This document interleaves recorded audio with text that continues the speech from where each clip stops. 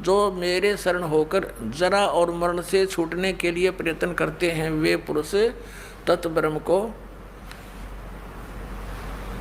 और अर्थात उस ब्रह्म को संपूर्ण आत्मा कर्मों को जानते। यहाँ अर्जुन ने पूछा था 8वें अध्याय का प्रथम मंत्र में किम तत्ब्रह्म।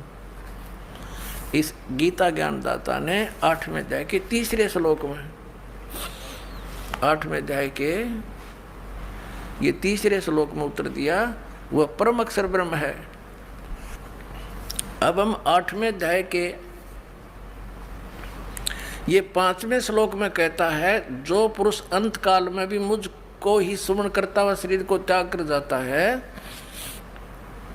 वह मद भावम यानी मेरे भाव को प्राप्त होता है, मेरे में भावित रहता है। इसका अर्थ ये है, ये गलत लिखा उन्होंने, इससे इसमें कुछ भी संशय नहीं। और 6ठे में ये बताया है कि ये नियम है, यम माने ये नियम है।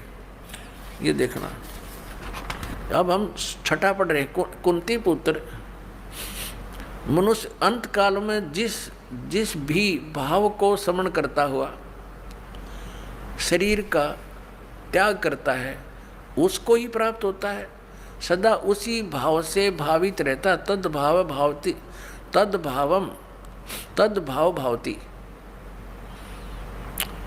ये क्या बताया है कि जो अंत समय में उसी जिसके आस्था रहेगी उसी को प्राप्त होगा, जहाँ सात आवासा हुई।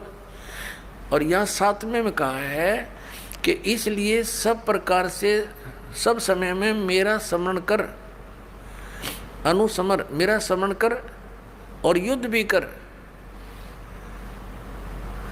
मुझ में अर्पण किए हुए मन बुद्धि युक्त होकर तो निसंदेह मुझे प्राप्त होगा।